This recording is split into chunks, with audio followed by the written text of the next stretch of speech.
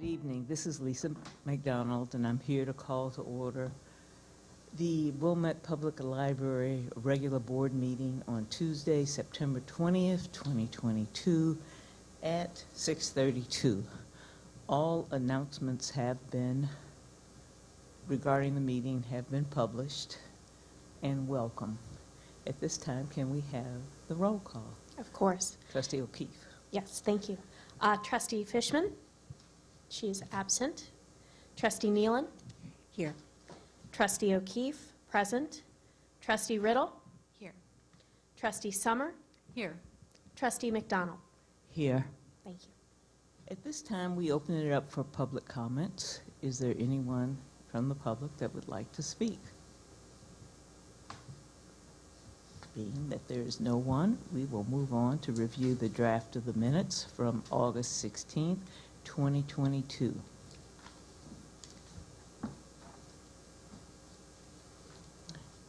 Can we have, is there any can we have a motion to approve them? I move to approve the minutes of the regular meeting of August 16th, 2022 as presented. I'll second that. Okay. It's been moved by Trustee Summer and seconded by Trustee Nealon to move the draft minutes from August, to approve the minutes from August 16th, 2022 of the regular board meeting. Is there any discussion? Being none, can we have a vote? Of course. Thanks. Trustee Fishman is absent. Trustee Nealon. Yes. Trustee O'Keefe, I will abstain as I was not present. Trustee Riddle. Yes. Trustee Summer. Yes. Trustee McDonald. Here. At this time, we're delighted to have Andrea Johnson from Youth Services Manager to tell us what's been happening and what we have to look forward to. Welcome. Good evening, everyone. Good evening. Good evening. Good to see you all. I thought I'd start with an overview of our Summer Reading Club, which is our recent excitement, and then tell you a bit about what we've been up to and what we have planned coming up. So our theme for Summer Reading Club was a great outdoors theme, read beyond the beaten path, and we had a lot of fun with the decorations and the theme, with nature science activities. We decorated the booth to look like a tree, which was pretty magical. Kids love reporting their reading in the tree. We presented 93 programs between June and August. They were attended by nearly 3,000 patrons. So patrons are coming back to programs. We had our story walks change monthly in Hibbard Park and in Vatman Park. And those get a lot of attention in the parks. Our numbers for participation were down this year.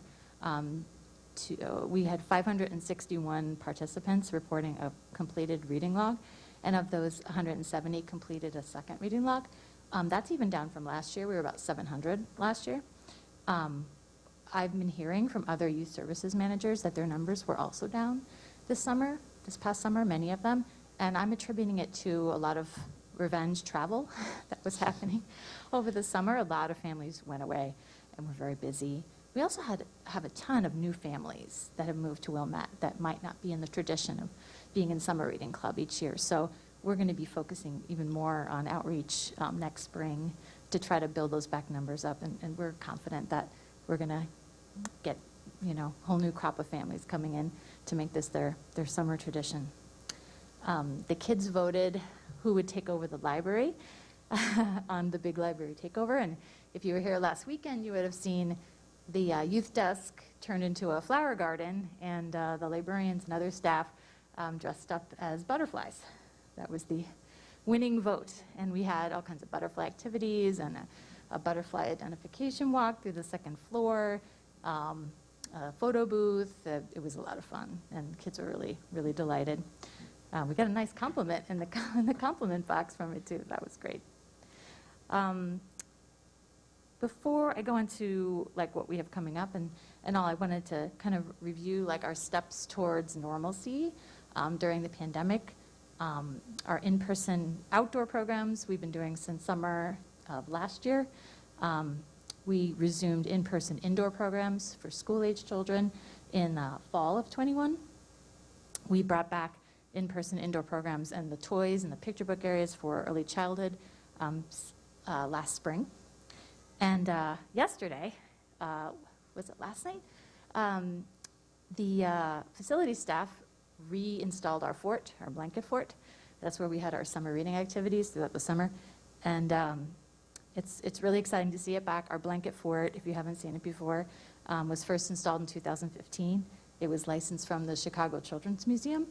And it's really enjoyable for all ages, but particularly the like younger school-age kids who really, at that developmental stage, need to like establish their own kind of hiding spots of their own. So it's very cool. It also is great for a quiet play and a cozy place to read. And our next step is we're bringing our indoor story times back to the smaller youth program room. We're doing outdoors as long as we can. We're going to do it excuse me, outside in September and October when the weather permits. And then if it rains, we'll bring it to the youth program room. And then we'll be full-time in the youth program room starting in November through the winter. So that's where we're at. I told you a year ago that we were starting a school card initiative where teachers and staff could just use an account to borrow books without using their personal library card, and that's been a real success. So we're going to expand that to include book club holds, which means they can request multiple copies of the same title for like book discussion. Yeah, because a lot of teachers ask about that. And for Maker, our Maker librarian, Janet Peel, has been working with our new digital services manager, Lauren Kelly, who's been going to be our champion for Maker in the building.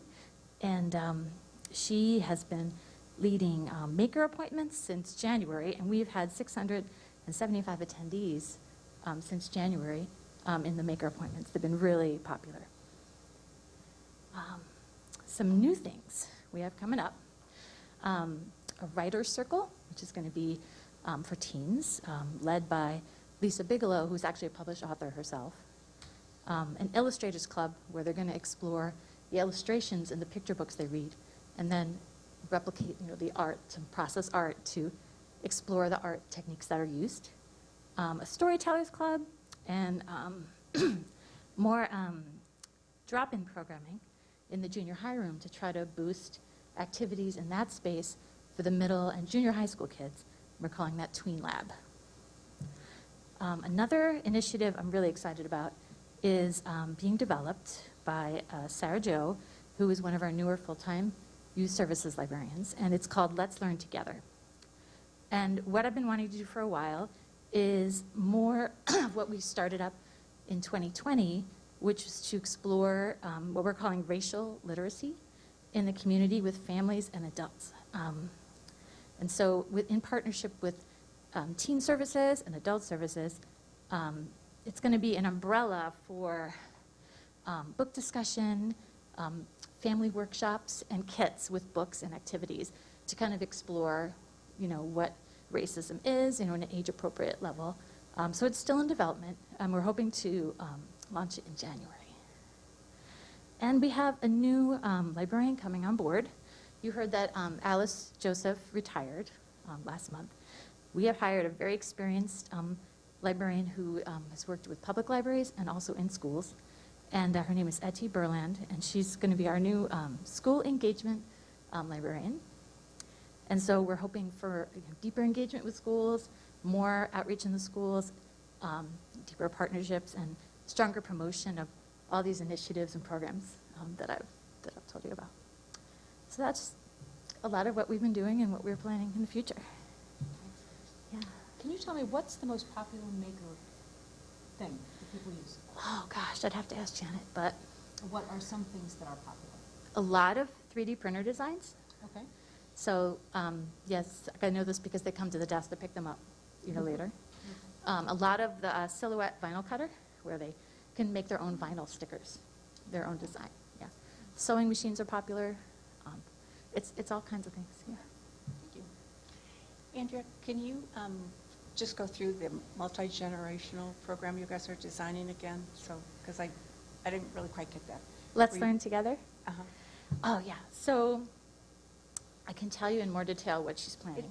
I just Basic is fine. Oh, yeah, she's doing family workshops, which are a play-based session where parents and young children explore topics in a guided environment with an expert. She's also partnering with a Chicago-based educator. And it'll be a series about building vocabulary, how to uncover and challenge attitudes and bias. And those are targeted for ages 3 to 8. She's also looking at a caregivers book group, and she's looking at a Let's Learn Together take-home kit, and that will be the activities and books that people can take home if they can't attend the programs. But it's also going to be connected to the programs. And our teen services librarian, Krista Hutley, is also interested in developing a kit for teens as well to explore different topics. Okay, great. Yeah. Will the families that participate ever have an opportunity to come and talk together in a guided discussion, just to go, as opposed to, Outside of the programming? well, no, in the program, but Oh. outside of the program, because right now it seems to be guided and family-centric, but sometimes they might want to talk with other families, and will there be an opportunity for that type of discussion? I can talk to Sarah about that. Yeah. I think a lot of it's going to end up being patron-led as far as in the workshops, in the book discussions, what are people concerned about, what kind of topics do they want to deal with in the future, what are other ways, where do they want to take it? You know, so we see this as like a long-term umbrella for handling all kinds of social justice issues and other societal issues. And for the caregivers, is it basically how to work with their charges in terms of what's the focus of the caregiver program? Just curious in terms, is that to instruct them? I don't know if it's instructive as much as like hands-on activities. Okay. One of the models that Sarah Jo was looking at was the Evanston initiative that was based in kind of art experiences and craft activities with the children that would explore, skin pigmentation, for example, and kind of use these activities as a vehicle to have these conversations. And then finally, when you come back to us next year, I won't be here, but how will you have measured it to be successful? Let's see. What would be some of the outcomes that you will know that it's been a success and are Well, very happy with it? Usually we go by attendance, Mhm. the growth of attendance, and, patron feedback, So a survey would be a good idea as well. Mhm. I'll talk to Sarah about that. But in terms of any outcomes, in terms of opening, I mean, sometimes, some things you can't. How say here change, yeah. In terms of how change. That's an interesting question, Of like how could we attitude. measure change? And, I could talk to Sarah Jo about doing some kind of outcome-based evaluation at the start, at the end of the program to see if we've made an impact as far as behavior change, yeah. Thank you. Thank you, Lisa. Great report. I want to come play in the makeup with the kids. Look Anytime. at some of those It's for programs. It's for everyone. If you can get in. It's been very popular. Thank you, everyone. Thank you for Thanks the so work much. you do. Thank you, Andrea. Moving right along, we will now have the treasurer's report. Trustee Summer. Good evening. Can everybody hear me? Yeah. So I'm just going to go over, I have a lot of facts and figures. The general fund balance as of the end of August is about $6.7 million. Was, as of the end of July, it was about 7.1 for a decrease of about 441,000. This is very much expected because we received very little or no income due to no receipt of taxes. The special reserve fund as of the end of August was at 5.532. It's a slight increase from the last month of July due to interest income. And then we do have, I've actually been separating a separate of other fund balances, which includes like the liability, the audit, and that balance is about 131,000. Those are specially designated funds for certain things, but they're not special reserve funds.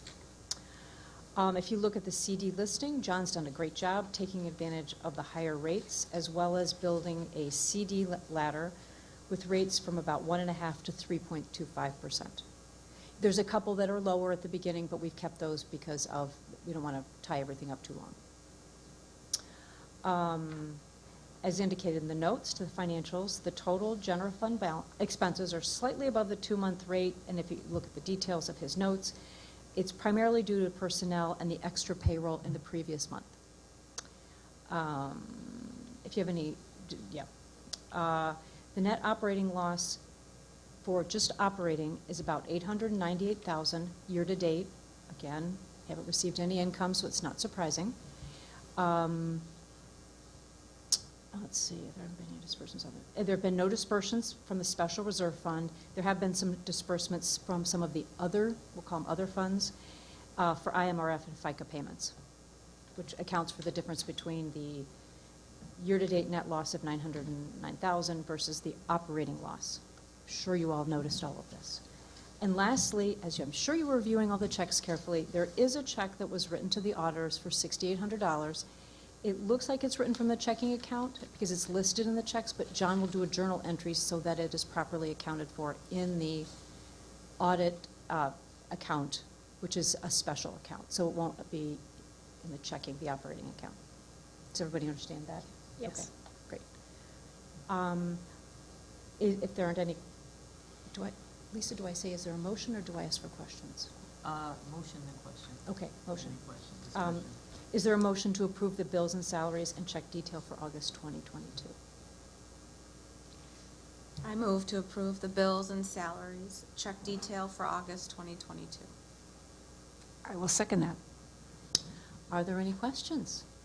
No? Okay, Trustee Riddle has moved and Trustee Nealon has seconded to approve the bills and salary check detail for August 2022. Can we have a roll call? Yes. Trustee Fishman is absent. Trustee Nealon. Yes. Trustee O'Keefe, yes. Trustee Riddle. Yes. Trustee Summer. Yes. Trustee McDonald. Yes. Thank you. It's a contract.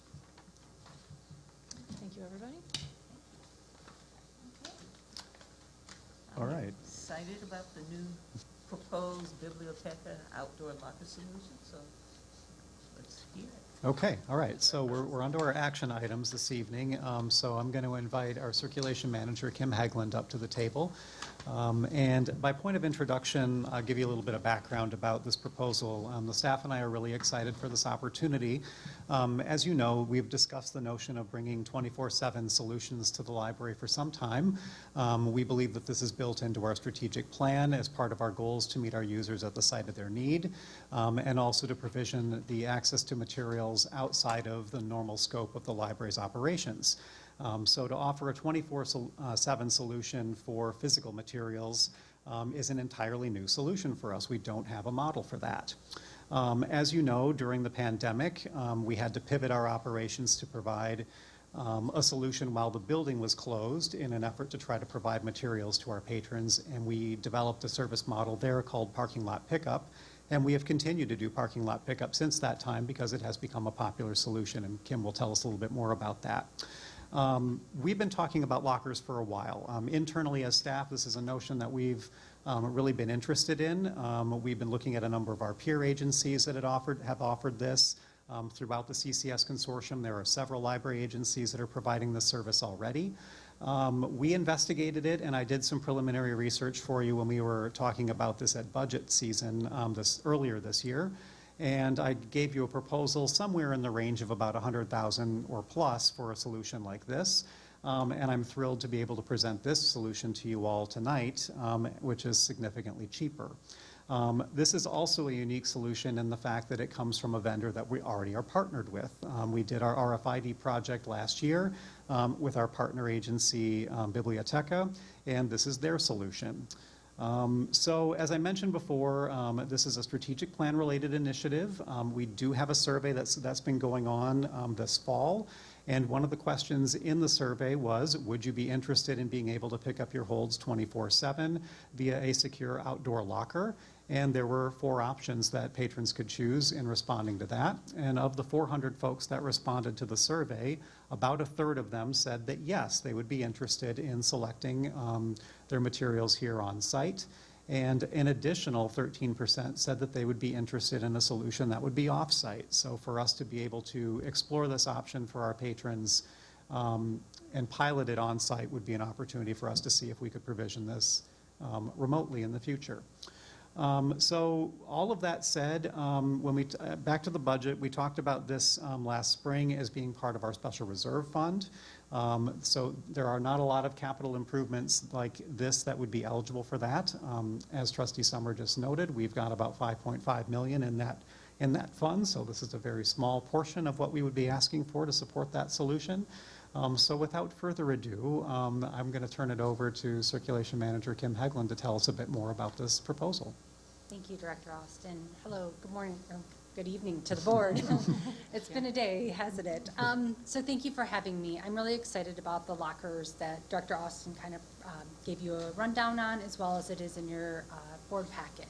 So basically, this is a solution that's going to offer a 24/7 library to our patrons who may not necessarily make it into our building in our operating hours, which on the weekends we know life gets us a little busy, and you may have something that during the daytime that you would love to be able to pick up your materials during the evening. So you are basically allowing the patron to determine the best time for them to pick up materials within their 7 days, which is the same amount of time that it is on our hold shelf. So no difference of that. There's no longer the need to call the reference desk or the youth service desk to place a locker reservation, or I'm sorry, a parking lot pickup reservation. You no longer have to fill out an application. It's a drop-down menu. Just like you can choose your hold location to pick up, it's already built into CCS's library system within our consortium. So that's already built there for us. We give the same amount of time on the hold shelf, just now in a locker. There's no reservation needed, no need to reschedule an appointment for the next day because something may have come up. You may have a sick child at home, or someone called and said, hey, come get me, I need to be picked up. You can basically have those 7 days and choose.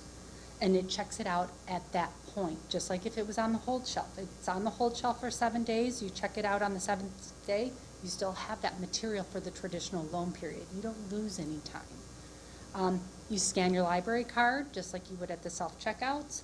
The locker pops open, you remove your material, and you're done. Walk back to your car, maybe take your animal for the walk that you were out on. This frees up time for staff to focus on the patrons that are in front of us. When that phone call calls and you're waiting outside for your appointment, we're working with the patrons. If you're a couple minutes late, we may have sent a staff member to lunch.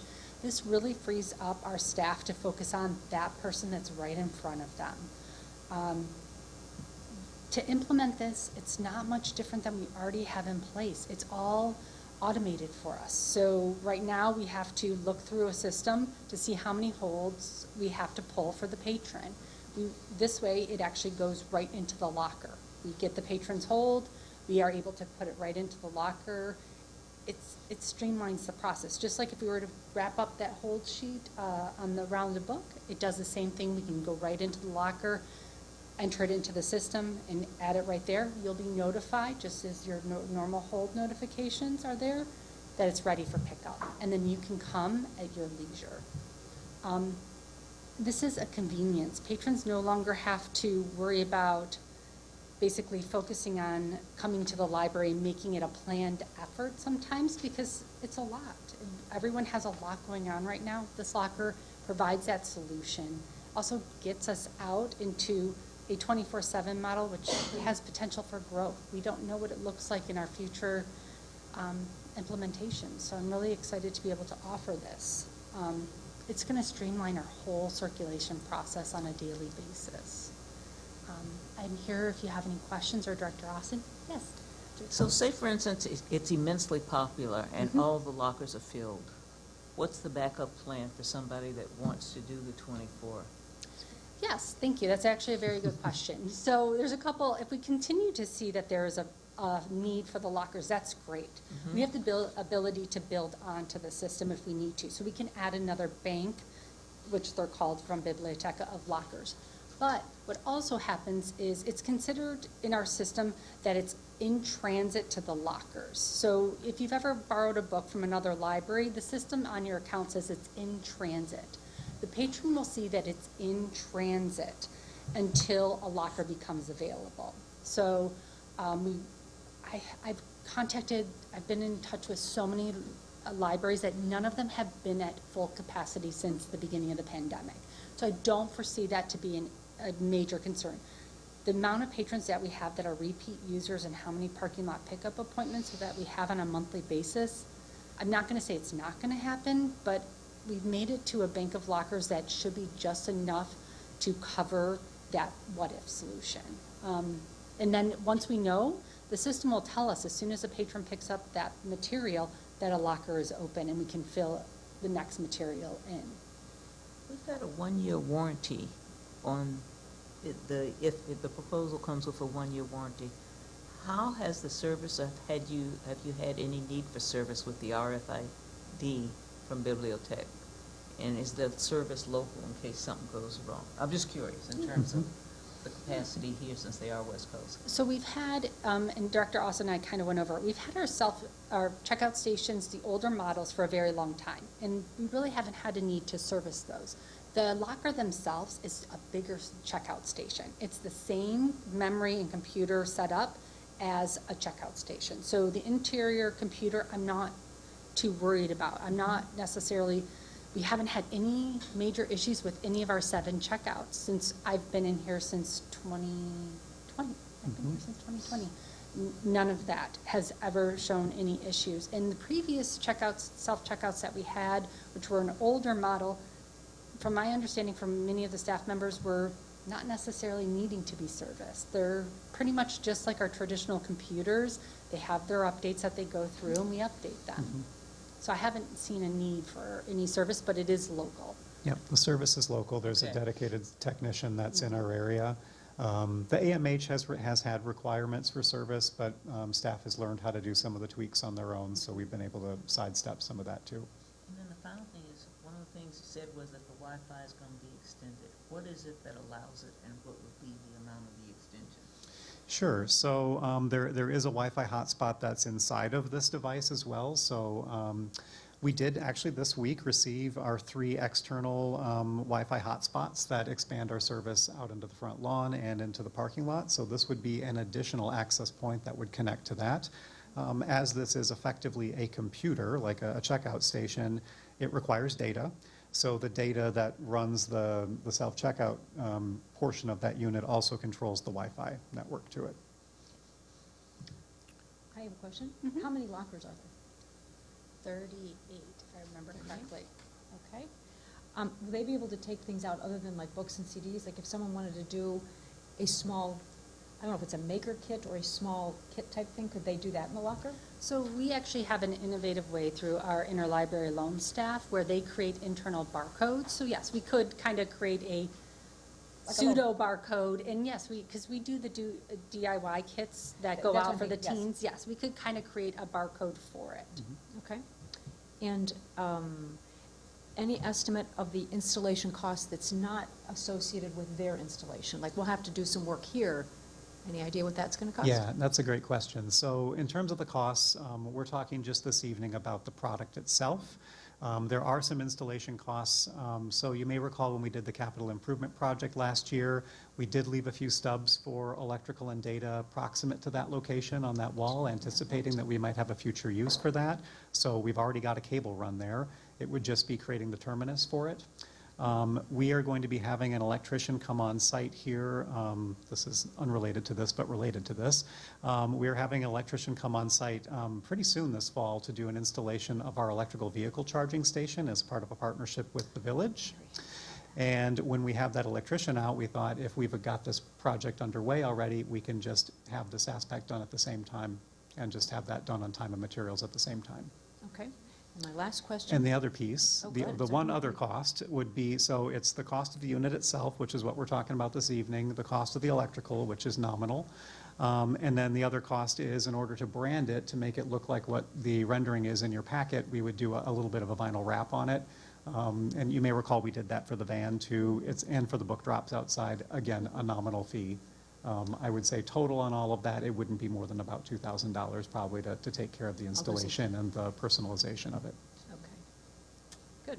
And my last question is, because we've had some problems with vandalism with like the post office boxes, would we consider getting like separate insurance? I mean, because if it was vandalized or something happened to it, we'd have to cover it after a year. Would we consider getting some sort of such a thing, a little separate policy? So it's part of our property. So it would be covered under our Okay. general liability insurance. Okay, you wouldn't have to have anything separate? We wouldn't need anything Right. separate, and for what it's worth, there are outdoor cameras that we've just upgraded this week that have much better pixel quality on them, so much so that we can see more detail than we've been able to see in the past, so we would be able to have that Excellent. footage and be able to go back to that. Yep. And, because I know it'd be under the awning, or so you'd be able to see under there? Yeah, we can see all traffic coming in and out of the parking lot and proximate to that space, so we'd be covered. And That's of all? those, oh, I'm sorry. That's all for my questions. Of those 38, there are varying sizes. So, somebody requests 1 book, somebody requests 40 books. You could access that, as well as perhaps library of things items that might be larger or smaller. Yes, so we have the ability to kind of move a patron around too. So if we notice that we have patrons who maybe more holds have come in, we can adjust accordingly too, or we can give them 2 lockers if need be. We're able to kind of play around with that too. So if you were to, let's say we didn't have one of the larger lockers available, you could then do 2 lockers and then they would both pop open. The system would let you know that you have multiple lockers. And we can put other items like the DIY kits, library of things, materials inside. Those are all going to be like procedural things once we see what's physically in there, partnering with the Library of Things Committee to confirm what can and cannot go into the units. But for the most part, DVDs, CDs, books, everything will be right on in there. Yeah, as I was reviewing the materials, my only thought was some of the specifications that were in it said that it was for like -20 degrees and warmer. Well, in Wilmette, we certainly get lower than -20, so at times, so that may need to be a consideration, or if patrons, once it gets colder, maybe you can't put a DVD player in there or an iPad or something like that. Yeah, we can definitely do an accommodation, because we still have some patrons who may not be able to physically get out of their cars, who are able to come into that they wouldn't be able to use the lockers. Those are all things that we can make an accommodation for with a patron. All they have to do is give us a call. We'd be more than Great. happy to do so. I have one more question. Mm-hmm. So the year 1 purchase, that'll all go under the special reserve fund. How will it be accounted for in the 2, 3, the further years? Will that have to go into the operational budget, or would that be considered? So what you're looking at there is the service as a solution. That's an alternate proposal. If we wanted to lease the option, are you looking at the one that has the 10,000? Isn't that what we're talking about? I think it's either or. It's Yes. either It's an purchase. was recommending the purchase. He was recommending a purchase of 27,000. Correct. But going ahead, you have to pay annually. No, No, that's the, that's the lease option. that's the solution as service. Are you on page 17 of the proposal? I am, but on the left-hand side, purchase option says year 1, 26,772. That's, they're doing oh, I see what you're saying. There is a subscription, so it becomes part of operations, yes. Thank you. Yes. That's what I thought. So there are some maintenance fees that do attend Annual. to this as Yeah, well, okay. yes. Thank you. There was an alternate solution that was proposed, just to be clear about what we were referring to right now. The alternate solution is we could lease this locker solution to the tune of about $10,500 annually, which comes to about $5,200 total over 5 years. And then in year 6, they would replace the unit completely. They estimate that the lifespan of a unit like this is about 5 years. That said, it hasn't really been tested that long. This is the same solution this is literally the exact same solution as in place for the Amazon lockers that you're seeing all around town. And there are a few of those exterior ones that are out there as well. So again, we'll have to evaluate that. Most of the computers that the library owns, laptops and whatnot, they say that they have a shelf life of about 5 to 7 years as well. This is going to be outdoors that entire time.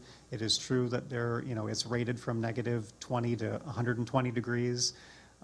If we're dealing with extreme climate like that, the library is likely looking at some other challenges as well. We did close for a day during the polar vortex, so we would have to evaluate, how we would adapt to those things. But I think that this seems like a reasonable solution, even given, a 5-year trial period for the rate that we're proposing. Yep, thank you. Are there any other points that you wanted to share, Kim? No, thank you for taking the time. Oh, go ahead. Sorry, I had No, some go questions too. ahead. I don't know if Trish had any either. I was wondering about the alternative to these lockers. So the original estimation of these lockers was, we were told around 100,000. And so what was the big difference? Is it just the difference in the biblioteca? Is it the material? What is the stark difference that's so, it's incredible. Yeah, Biblioteca is just a 30. new player in the market. So there weren't as many options previously, and part of the challenge that we had at the time in initially proposing this is there were supply chain issues. So a lot of the libraries that were able to implement this during the pandemic had actually purchased them many months prior, and then they launched. So it wasn't really a viable option for us. But then Biblioteca reached out to us, advertised this as an option, and it's relatively new. In fact, there isn't a Biblioteca installation right now in this area. I think the closest is in Indiana. Yep. So it's a new solution. But like I said, it's a tested model. It's what Amazon is using for their locker solution. Great. I was wondering about the subscription. If we choose to look at different subscription services, do these lockers, are they compatible with other services by any chance? Or would we always, is it kind of specific to bibliotecas? This is proprietary, and I think the advantage to that too is that the software interface that's on the front of this is identical to the software interface that our patrons are using inside the library. So when you go to the checkout stations here inside the Super building, important. same thing that you're going to see on the outside. So as far as the staff is concerned, it's a win-win. Good, so it wouldn't change, that's what I was concerned about, is will the user have to kind of learn something new? Should we, maybe change during the 5 years our subscription? But it sounds like we won't ever. That would be great. I think that's really consistent for the patrons. Well, it sounds wonderful. I don't have any other questions, but I really, I think this is going to be, of course, you mentioned the convenience, the streamlining for circulation staff, but, if we've learned anything during the pandemic is that we like kind of contactless, and maybe less sometimes for the vulnerable, less contact sometimes. So I think that should be a plus for us as well and for the patrons as well. So We're really excited. thanks. I also think people with little kids that don't want to have to Oh, get their sure, they sleeping don't have to kid get out of the car. Yeah, They can just absolutely. I agree. step out and grab their book and There was- get back in. The Schaumburg Public Library noticed their major pickup time was 11 p.m. at night and 5:30 in the morning. So, because people are on their way to work, on their way home from work, so the convenience factor. So think about your personal life and think about when you get up in the morning and start moving, or if you had the ability to sneak out of the house, or those little things are very beneficial. It's the small little things that people really appreciate, and I'm kind of excited about this. It's true, we've had some runs where one of us is running out at 7 minutes to 9 at night, to get to the library before it closes. And I have one tiny little question. What if you don't have your library card? So, a couple things. Do you have the Wilmette Public Library app on your phone? Yep. Yes, so the e-card, you can use that. Okay. If you're picking up a hold for another person, they can text you a picture of their card, you can scan it. You can also type in the library card number. So a lot of our patrons don't want to get a new card, so they've memorized their number. So as long as you know your number, you can type it in. And it's not specific to Wilmette. This will be open to patrons who use our library. So just like parking lot pickup, everyone's welcome. And to extend that as well, I don't know if we mentioned this has an ADA accessible feature as well. So at the time that you're placing the hold, if you need an accommodation like that, there are certain lockers at a certain height on this that are deemed ADA accessible, and you can select that as an option, and we can use that solution. Thanks. Thanks a lot, Kim. Thank you. Thank you. Thank you so much. Thank you. Is there a motion to approval of the 24/7 outdoor locker? can do Aye. that. Oh, go ahead. No, you go. I move approval of the 24/7 outdoor locker proposal from Biblioteca in an amount not to exceed $27,000. Is there a second? I second.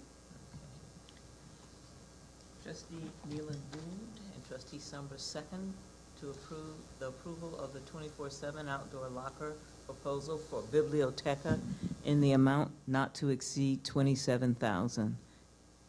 Any more discussion? The only discussion I have is, do we want to add the installation to that, or would that just be a? You don't know the cost? Yeah, no, that's just part of our general is just- operations. Yep. Thank you. No more questions. Any others? No, Okay. that was my question as well. Okay. Can we have roll call, please? Of course. Trustee Fishman is absent. Trustee Nealon. Yes. Trustee O'Keefe, yes. Trustee Riddle. Yes. Trustee Summer. Yes. Trustee McDonald. Yes. Thank you. Thank you. Thank you so much. Thanks, Kim. Do you want to do the strategic plan update? Certainly. All right, so as I mentioned just moments ago, we did have a strategic plan survey that went out this fall. At the time of the preparation of the packet, I didn't have all the information compiled, and actually we're still in the process of analyzing all the information. But we do have a handout here in front of you to share a glimpse of the feedback that we received. So there were 409 respondents to this survey, a little less than what we had when we did the spring survey. We had just over 500. There were 3 primary takeaway themes from the survey responses. Again, this survey focused on space.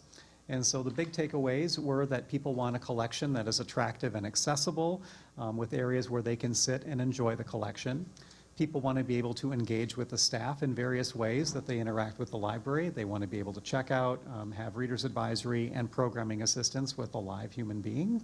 And they want more clearly defined areas for experiences. We got a lot of feedback about a creation of a dedicated makerspace, play areas for small children, and quiet spaces for focus, whether it's working in study rooms or just a zoned quiet area where they can concentrate. So there were some other, where we could make ranked choices about the value of certain aspects of the collections, or the spaces in the building, rather. The adult services collections by far were the most valuable. Interestingly enough, they do take up the most real estate in the building, too. And then all the way down to the spectrum of the things that are maybe valued the least. The snack and refreshment area came in at least important, with all the other items kind of clustering there in the middle. Like I said, we're still collecting more analysis on this at this time. I shared with you the information about the outdoor lockers. About a third of our patrons said that they would take advantage of that service. So with your approval this evening, we're excited to be able to move forward with that. And let's see, there was also a remark about, a question about how people like to check out their materials. And 45% said that they prefer to check out their materials at a staff circulation desk. About a third of our patrons prefer a self-checkout option. And about 23% said they have no preference. So what the staff is going to be doing now with this data, well, wait, I'm going to pause it there. So we also did on September 10th, on the Block Party Day, Trustee Nealon was in the vestibule and asked the same questions, and we had QR codes where folks could take the survey and you directly engage with some patrons. How was that experience? I did. It was productive and interesting. But I really only gave out about 6 flyers. However, I left some with the Friends staff. When I left, I was there from 10 to 2, and we left some on the table as well. The responses really were, okay, I'll take the flyer, or I already took the survey, or everything's fine, or I'm from Evanston, which was a good one. But I love Wilmette, and that's why I'm here. And no thanks. Or else it was just grabbing a candy and going. But really, it was worthwhile, I thought. And I'm happy to do that some other time, just to engage with the public and, figure out what's going on. But I was really, the positive responses were nice. I would say overall, the narrative feedback that I've reviewed so far, that's a prevailing theme, that there wasn't a lot of negative content that we received in the narrative feedback. A lot of folks, I will say, a lot of folks said that they like it just the way that it is. So I think that's a reflection that, you know, we're talking about continuous improvement, incremental small changes, I think is probably the way that we can just continue to respond to the immediate needs of our customers.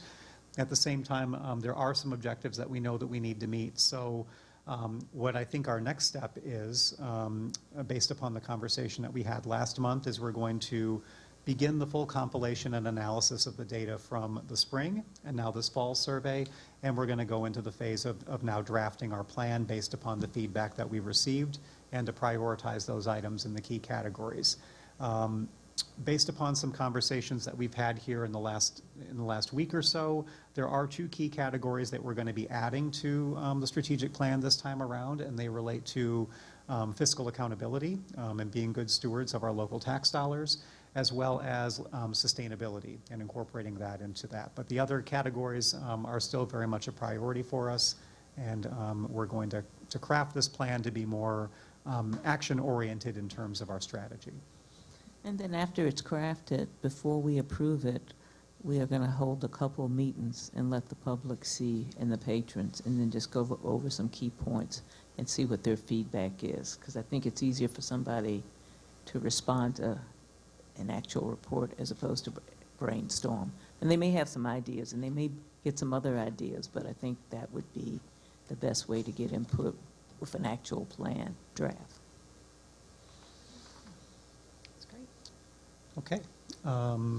Any other questions, comments about the plan, survey, or anything? And the reason there are not going to be any more surveys is because the numbers keep going down, and I think a lot of the patrons feel that when they did the first survey, they gave their opinion, and you see it declining. You also see it declining with the village. Just survey. Survey fatigue. Yep. Okay, all right, so on to the next item. So the next item on our agenda is the annual per capita grant standards review.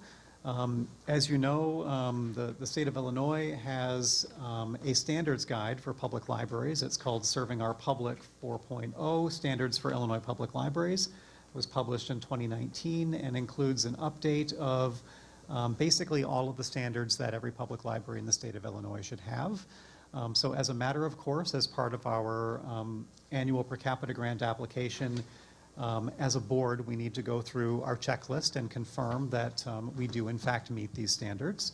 And so I have taken that procedure over the course of the last couple months, and in compiling IPLAR and going through our standards, I can affirm that Wilmette Public Library meets or exceeds all of the standards that are listed here.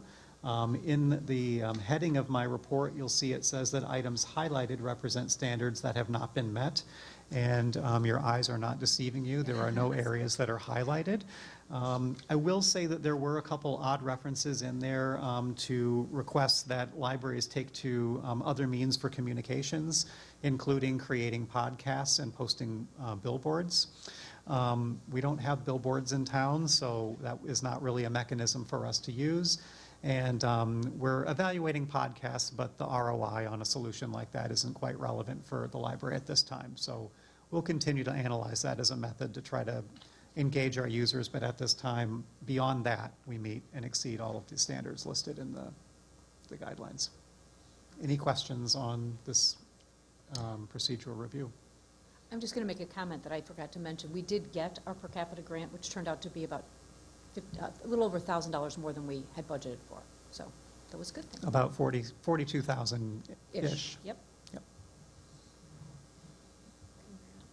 Well, I'm really proud to see that everything is checked, and I think it's a reflection of the staff and your work, Anthony, and we're really, I'm proud to get that grant.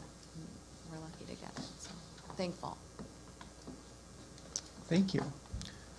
Didn't you used to make us go over a chapter a month at the board meeting? So that was a requirement of it the first time that it went around. So yes, it is true. Some folks who've been on the board for a while may remember that during the pandemic, actually, I think we did go through chapter by chapter, and we took 10 minutes at every meeting to do that over the course of the year. Having satisfied that requirement initially, now we can just go through an annual review, and that's what you're doing tonight. Okay, Thank you. all right. Am I still going? All right, here we Your go. director's report. Okay, I'll try to be brief here, but there's a few things that I do want to call out from my report. We did touch on this a moment ago, that we had our block party for the Sesquicentennial. We celebrated Wilmette 150 on Saturday, September 10. And the library had a lot of activities. We had a booth in the kids zone, and that was staffed from 11 till 3. And Linnea, who's in the room right now, staffed that booth. And we saw over 400 people that came through that booth. And at the same time, we had 675 people come into the building that day as well. The Friends had a pop-up book sale here on the lawn, and that was a big draw for folks. They also were all coming out to see Trustee Nealon in the vestibule. They were coming for air conditioning. That was actually a pretty busy day here at the library for us too. That Saturday, it's about 25% more folks than usually come in. But the real activity was what happened in the kids zone. So Ruth Bell and Linnea Lundberg were there and staffed a really busy table. They were constantly moving. When I went over to visit them to try to engage with them, they were too busy with people to actually like tell me how it was going, and that was pretty awesome. I did try to snap a couple pictures of them. They accepted applications for 28 new library cards that day, so that was alone a pretty awesome use of their time. But we brought the blue blocks over. They were playing with the blue blocks. We had our robots from the Library of Things collection. They also handed out strategic plan surveys. And overall promoted all of our events and handed out some promotional materials for folks. So a real successful day for us and a great day for Wilmette. We've done some other community engagement over the course of the last 2 months as well. Kim Heglin, our circulation manager, who is just with us, was spearheading our outreach to Kenilworth. They were doing a new Resident Monday over the course of the summer. So we attended on August 1st and September 12th, along with some other staff. So our Youth Services Librarian Laura Antolin and Kim were at our August 1 event, and 4 families came and made cards. We had conversations with over 100 youths while we were there for about 3 hours. On the 12th of September, Youth Services Librarian Diane Dos Santos, Business Librarian John Amundsen, and Kim were back right there at the same spot in Kenilworth. Not as many folks came that time, but we had 25 families that we engaged with that day. Overall, it was a great way to provide advocacy for the library. Not everyone in the village of Kenilworth is aware that they actually can choose their library and that they have library services, so it was great for us to do that engagement.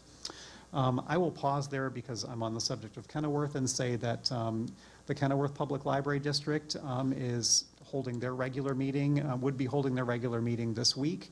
They were not able to meet on Thursday as regularly planned. We're rescheduling their meeting, but they're going to be receiving their audit at their next meeting for their annual financial audit, and we're also going to be reviewing the first draft of their levy, which is informed and formulated by the library services contract that's shared with Wilmette Public Library and Winnetka Northfield Public Library. They're a great group of people, and really happy to be working with Kenilworth. A couple other items I want to pull from my report. We added a number of items to our Library of Things in the last month. We've got a new GoPro and a vehicle code reader, which is really cool. So if you can't figure out what that little warning light is in your car, then we've got this vehicle code reader that can tell you all about that. I need that right now. So lots of cool stuff and more cool things coming. So check out the library's webpage dedicated to the LOT collection. Linnea's been doing a fabulous job putting this collection together and creating documentation for us. And the library catalog has been updated as well. There's pictures of everything. That collection continues to grow. As Andrea was mentioning in her report too, that in the maker appointments, one of the most popular items that we have requested is 3D printing. I don't know if I mentioned this to you previously, but we're purchasing an additional 3D printer. to meet the demand of all these prints and to help publicize the fact that we are offering that service. So there will be a page that will be dedicated on our website here shortly for people to submit their 3D print jobs. And we're adding a whole raft of digitization items in the Technology Center with this fall. So stay tuned for that. The 3D printer will be on display kind of as you're going past the Tech Center room. There's also going to be a dedicated iMac station, which has access to the entire Adobe suite, some digitization software, as well as a station where you can digitize your videos to DVD or to digital files. Really cool stuff coming, so just be aware that we're really expanding the services in there with our new leadership and staff in that department. And so speaking, Lauren Kelly, our Digital Services Manager, is also working on our digital collections. And they've selected a bunch of new resources for us, including a resource that I think is going to be really valuable to our community. It's called the Chicago Community Collection. It's from Newsbank, and it includes over 270 local newspapers. So if you get hit by a paywall when you're trying to read an article from the Daily Herald or something like that, you can go right to this resource with your Wilmette Library card, and you'll have immediate access to all those resources. Can you do it from home? You can do it from home. So check it out. All right. I mentioned in my report that there's some cybersecurity issues that have been constellating our industry a little bit in the last month. One of the leading providers of library print materials is Baker & Taylor. Baker & Taylor experienced a ransomware attack, which basically tied up our ability to log into their platform, to place holds, and to receive items. And that was a bit of a challenging period for us for, I would say, about 10 days to about 2 weeks while they tried to work out their situation. On a related, and so they're out of that now. They were able to buy their way out of their ransomware attack and get all their services restored. It's a very real concern. We talked about cybersecurity at our April meeting when CVI came to visit us. And you may recall that within the last month or so, CVI has hosted some training. So all staff and trustees participated in a mandatory training set of videos to educate you all about the threats related to cybersecurity, including malware, malicious attacks, email scams, phishing, ransomware, et cetera, et cetera. So all of our staff went through that training. You all viewed those videos as well. And the next step in that process is that we're going to be launching a friendly attack on our network, whereby you're going to be getting a bunch of these emails, and they're going to look rather scammy. And if you inadvertently click on one of them, or you do click on one of them, you will then get a friendly note that said, oops, you weren't supposed to click on that, and here's all the signals to why. And that'll feed us some metrics as well about how we can provide better training to our team as well to diagnose those things. So thank you all for your participation in that. Let's see, some statistics to share. From a digital standpoint, Wilmette Library is the 6th highest circulator of Overdrive materials, so that's our ebook collection. So the 6th highest of that consortium of 138 members is pretty outstanding when you take into account that we are the 27th highest in population size.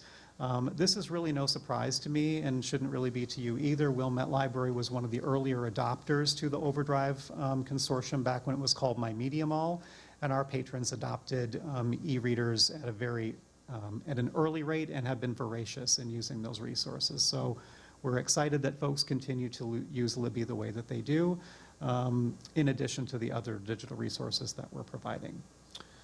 And on the physical front, I am thrilled to report that the past 2 months, July and August, has had our best physical material circulation since before the pandemic in January of 2020. So there's a chart on page 7 of my report that kind of shows the last 5 years or so in our circulation, and you can see that we're off to a great start here in fiscal year 22-23 with those figures. The last thing I wanted to mention this evening is that we've got some new staff that are going to be joining us this month. On Monday, September 26th, we're welcoming our new IT manager, Mike Pisernich. I've got some information about him in the packet, so take a look at that. We're excited to have him on board here soon. He's replacing Fred Wallace, who retired earlier this summer. And I will be bringing Michael to one of our meetings here in the future, so you get a chance to meet him. He is formerly employed with CVI, so he knows the relationship that we have with our contracted vendor really well, and we're really excited for this opportunity to work with him. Andrea mentioned this evening that we have a new school services librarian. So our school engagement librarian is Etty Berland, and she joins us from the Lincolnwood Library, and I will also have an opportunity to introduce you to her in the future as well. Those are the highlights from my report. Do you have any questions or anything that you'd like to pull out? I was looking at this, and it was the chart that you're talking cost per use. And I'm looking at Gale Literature Resource Center, not that one, the one above that one, Gale Literature Criticism. Is that, and it was one person used it, was 12,071. Is that used by staff or who's using that? All right, so this cost per use is a new metric that Okay. Lauren has introduced for us. It's early in the fiscal year, and this is kind of a baseline for us. So these metrics are going to help us to determine, we're not going to make any changes this fiscal year with these databases. We've already subscribed to them. But what we're going to be doing over the course of the next year, particularly as we look at this cost per use, some of these, are heavily used and the cost is way down. And as we go through the course of the year, it'll start to make more sense. But yes, only one person used that particular resource. That resource cost $12,000. So right now, that's how much it costs. Is it a year or per month? This is per year. Okay, so over time. I mean, So, they have we just started our fiscal year. This is Okay. August data, so we're only 2 months into this. School wasn't in session, so some of these are more used during, You may want to just start those that are annual subscriptions. I think everything's an annual. everything's an annual subscription. Everything's annual, so yeah, in terms of the. So it'll start to make more sense, I think, as we go through the course of the Okay. year and we look at this. This will help us to make better informed decisions. We're trying to be more data-driven as we look at the whole agency. But specifically, we expend a very reasonable amount on our digital resources, and this is going to give us an opportunity to give a much closer analysis to, just how we're meeting our users' needs with these. Are there better tools? Are there better ways to meet folks' needs with these resources? So I really appreciate the level of attention that we're giving to this, and I think over time it'll start to make more sense. And the other thing is with the Cove School volunteers, and it was wonderful to read about them. But also, at one point, you had talked about pre-COVID, in terms of developing a volunteer program, maybe in terms of, sometimes I know that some of the seniors would come and read to the kids. So just want to know where that's at, because that just sparked in my mind when I read that about the Yeah. Cove program. We are working on developing our volunteer program. We have a plan. We have been in kind of damage control and repair mode and trying to rebuild our actual staffing model. It does take a lot of staff time in order to orient and recruit volunteers. There are folks that are interested in volunteering, and so we'll soon have some more opportunities to launch that program here soon. And is the Cove program new? No, that's been going on for a very long time, yeah. My only comment is I love the fact that you offer flu shots and COVID shots to the employees this week. Hopefully, many participated. Got it today, yep. So that's great. It makes it easy for them if they will get it. That's it. Okay. Anything, any more Thank you. questions? No questions, thank All you. right, thank you. Okay. Anything regarding ILA or Rails? Not at this time, no. Okay, thank you. And there have been no meetings since the last meeting with the intergovernmental. We hear that it will be in mid-October, but we don't have a date, Okay. so I'll let everybody know. And then in terms of information items, you all should have gotten an invitation for October 6th from the village, from their trustee event. Didn't? No, No. Okay. I'll check. Okay, thank you. And what is it, in October October 6th? 6th? It was A meeting October for 6th. what? It was for trustees and all village, I thought, on the green or something. I'm not, Oh. because I responded no because I'm a bit out of town, couldn't bring it down. It just had the heading, so I'll check and see Okay. exactly who was invited. Maybe it was just you. I'll look into that. I'll let you know. Yeah. That's news to me. And then we're circulating the folder of patron comment forms there. Got ILA coming up. Early bird registration ends on the 26th. If you're interested in attending the trustee day, just let me know. Is there a virtual option? There's not a virtual option this year. It's in person in Rosemont. Okay.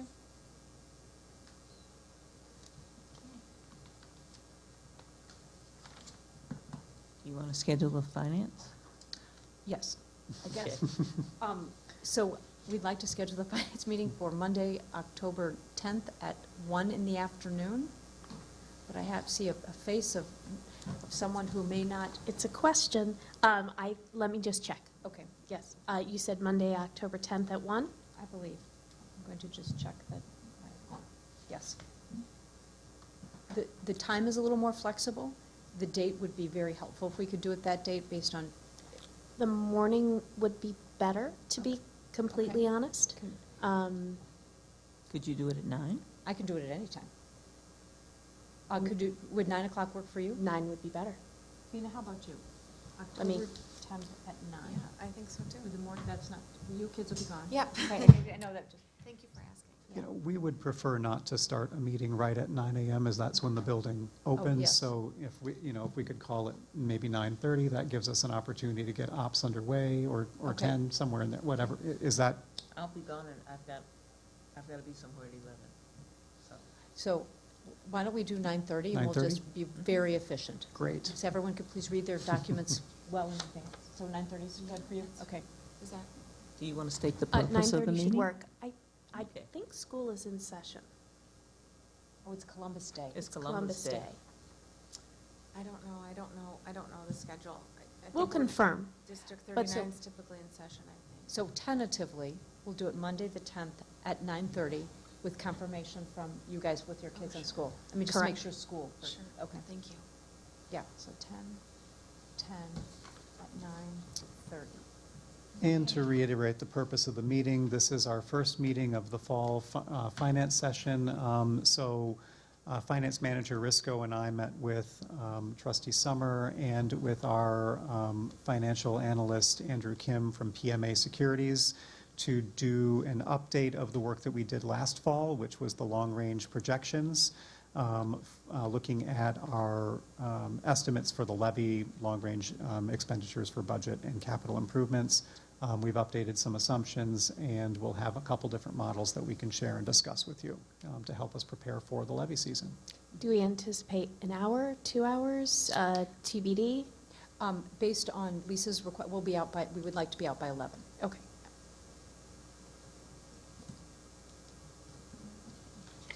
Any other new business? Okay.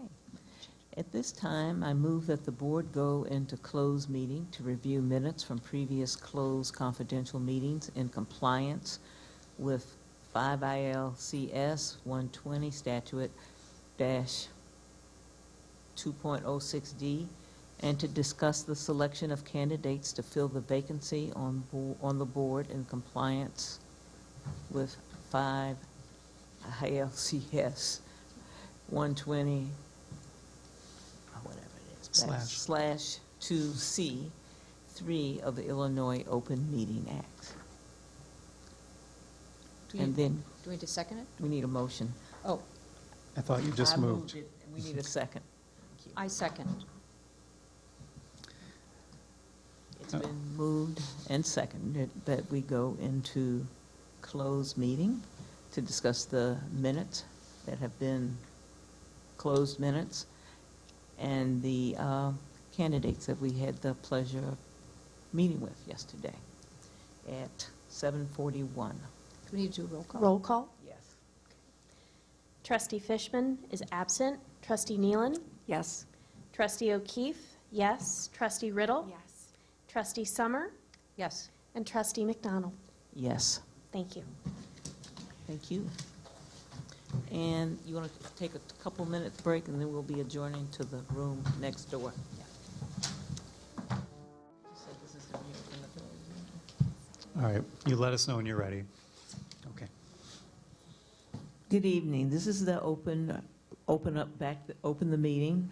After the closed meeting, the Board of Trustees will convene in an open meeting, and we will summarize the activities of the closed meeting. In compliance with the Illinois Open Meeting Act, the WPL Board of Trustees in closed meeting, and the time now, is 9:04.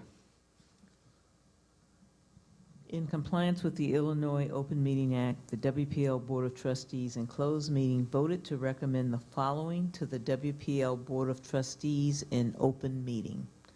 Approve the drafts of the minutes of the July 19th, 2020, May 19. May 19th, 2020, thank you, November 17th, 2020, February 15th, 2020, February 15th, 2022, thanks. May 12th, 2022, May 17th, 2022, closed meetings as official minutes of those meetings and make these minutes non-confidential. Can we have a motion to accept the recommendation of the Board of Trustees? I will. I move to accept the recommendation of the WPL Board of Trustees in closed meeting. Second? I second.